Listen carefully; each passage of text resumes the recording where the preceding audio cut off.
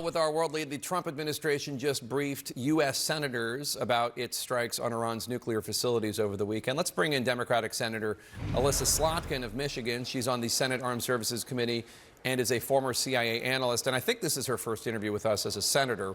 She used to come by all the time when she was in the House, but now, of course, she's in the Senate. Very, very fancy.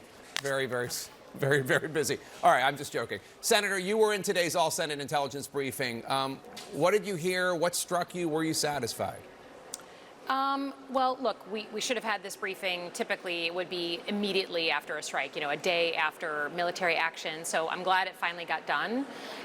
It was noticeable, certainly, that the DNI, the Director of National Intelligence, wasn't there. Normally, if you're talking about intelligence, you're going to have Tulsi Gabbard there. I think my takeaway from it was it's still too early to know exactly what the battle damage was, and that's normal. I just want to say that as a former CIA officer. The U.S. military conducts a strike.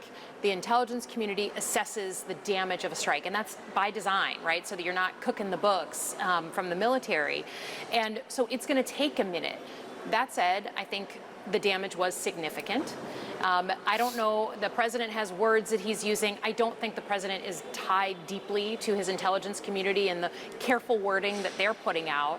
But what I heard in the briefing, I think, was significant, both in terms of setting back the program, but then also in the mentality of the regime, right? The government leaders there. I mean, there are no air defenses above Iran right now. That's a very different place than we've been even 2 years ago, 5 years ago. So, beyond that, it's classified, but that's my takeaway from the briefing. Now, before the briefing, the White House said that they were going to limit how much classified information they would share with Congress. They declined to give specifics. We should note this is a long-standing tradition of White Houses not trusting Congress with classified information. But are you worried at all that you and your fellow senators are not being given the complete picture?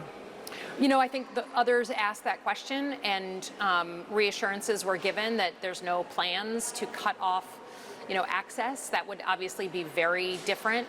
And again, I think people need to remember that the intelligence community, the military, it should be nonpartisan, apolitical. We really don't want to take these institutions that keep us safe at night and turn them into political football. So that question was asked and answered, and I hope they stand by their word.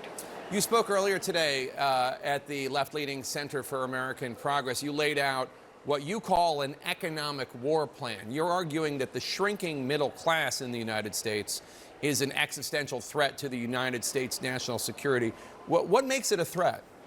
It makes it a threat because in a multiracial, multi-ethnic democracy like ours, when people feel like they can't get ahead, when they feel like the system is rigged, when they feel like the deal they were promised as Americans, which is like you work hard, you do well, you play by the rules, and you're going to succeed, and so are your kids, they feel like that's not necessarily a real reality for them. And what do? When they don't feel like they can succeed, they turn against people who don't look like them, don't sound like them, don't pray like them. And that's a danger for our country. Middle class has shrunk over the past 50 years. Used to be the most powerful kind of class of people in the country. Now all that wealth has moved to the most wealthy. And that's something that unites like young people, middle class families, blue collar workers. They all feel like that American dream isn't working, and that is a real problem. It turns us against each other. Well, I have to say, I kind of am amazed that it was Trump that came up with the idea, or at least is about to sign into law, no tax on tips. I mean, that seems like something that the Democratic Party should have come up with. Yeah. Go ahead. I was just going to say, what do Democrats need to do to address this? Yeah, I mean, this is, to me, the whole point of my speech, right? We need a war plan to make clear what we stand for on the economy.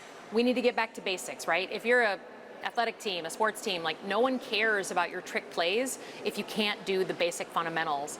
For us, that's job creation, healthcare, housing, energy and the environment, and education. And we got to do those things well. And those systems, those government systems, I mean, is there a single American who thinks that healthcare is working, right? We know it's not. So the Democratic Party needs to get on the same page, figure out where we have commonality, right? Stop focusing on the things where we differ and focus on the things where we agree. And we need to be the defenders of the middle class. We need to be the party that's doing that instead of Trump, who will figure out what's popular. You know, this bill that he's trying to sign, get signed into law, his big beautiful bill, he's thrown in some, you know, little pieces here and there that will be, I think, really important. But man, he is preferencing the very wealthy in this bill, and he's trying to hide it by becoming the middle-class hero. We need to call him out on that, and we need to have our own positive affirmative agenda. We can't just play defense against him. Senator Alyssa Slotkin, the great state of Michigan. Good to see you. Thanks so much. You too. Thanks. We're going to